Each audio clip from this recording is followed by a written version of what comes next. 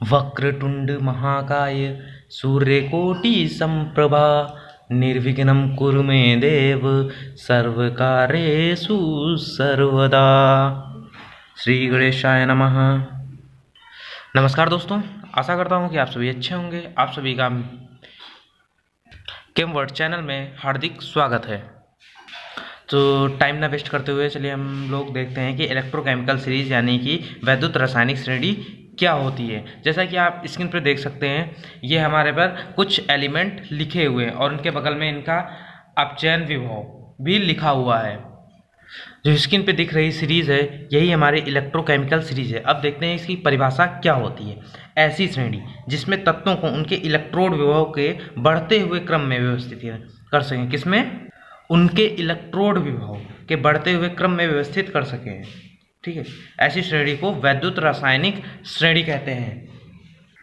इसकी स्टार्टिंग यहाँ से होती है। Lithium, potassium, barium, strontium, calcium, sodium, magnesium, aluminium, manganese, zinc, chromium, iron, cadmium, cobalt, nickel, tin, lead.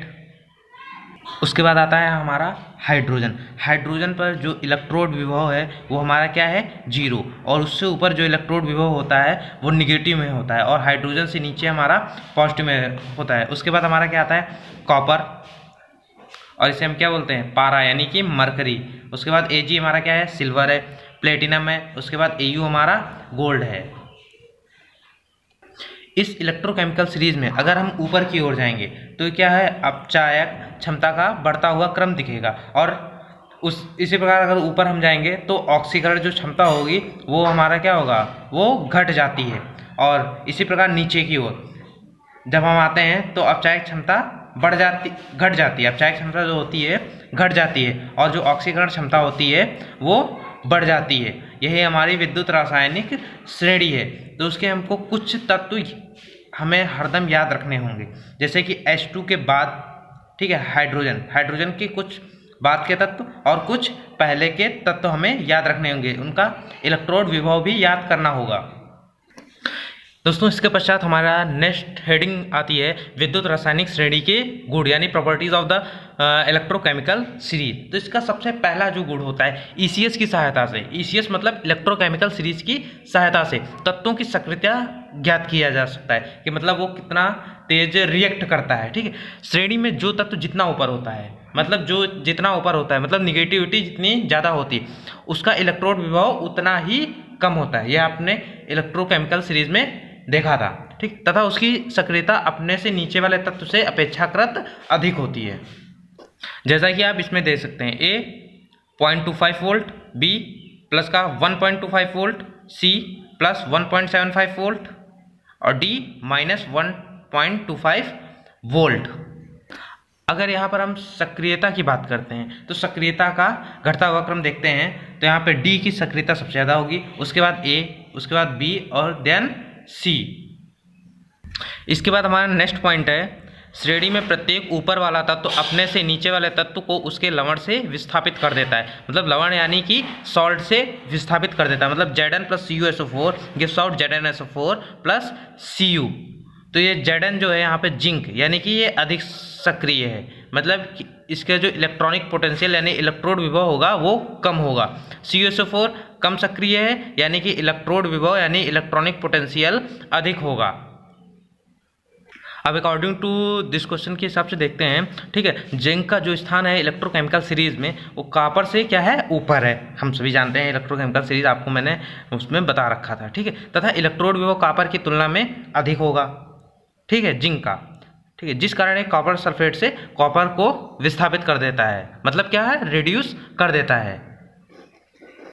इसके पश्चात हमारा नेक्स्ट पॉइंट आता है ECS में हाइड्रोजन से ऊपर की धातुएं हाइड्रोजन के उसके अम्लों से विस्थापित कर देती हैं तथा आयरन या आयरन से ऊपर की जो धातुएं होती हैं वो हाइड्रोजन को जल से विस्थापित, जल यानी मतलब कि H2O से विस्थापित कर देती हैं। जैसे कि आप एग्जाम्पल में देख सकते हैं Zn प्लस H2SO4, तो किसमें?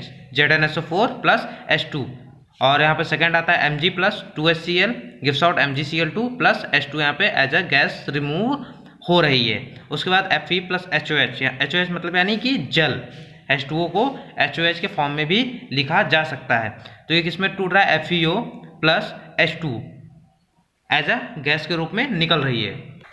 इसकी लास्ट और हमारे यहाँ पर फोर्थ पॉइंट है ECS का। ECS में नीचे से ऊपर की ओर जाने पर अपचायक गुण बढ़ता है।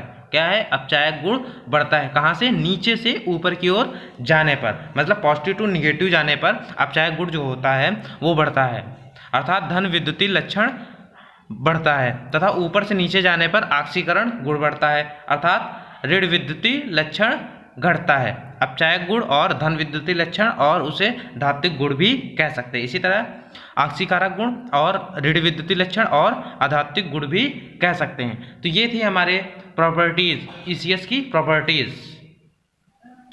मैंने अभी आपको इलेक्ट्रोकेमिकल सीरीज और इसके गुणों के बारे में बताया है, तो इस पर बेस्ड आप कुछ क्वेश्चन देखते हैं। तो सबसे पहले हमारे यहाँ पे क्वेश्चन है, कॉपर सल्फेट विलयन में लोहे की कील डालने पर विलयन का नीला रंग गायब हो जाता है। तो ऐसा क्यों होता है, इसकी व्याख्या करते हैं। देखिए, सबसे पहले इसमें हम लोग को क्वेश्चन में समझना होगा कि क्वेश्चन बोल क्या रहा है। देखिए यहाँ पर क्या बोल रखा है, कॉपर सल्फेट। तो यहाँ पर सबसे पहले कॉपर सल्फेट का हमें फार्मूला पता होना है। तो कॉपर सल्फेट होता है CuSO4, ठीक।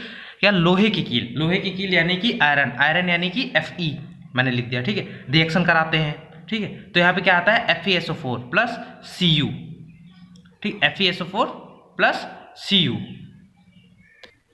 तो यहाँ पर CuSO4 में जो कॉपर होता है वो क्यूप्रिक स्टेट में होता है, ठीक है। एक क्यूप्रस होता है और क्यूप्रिक,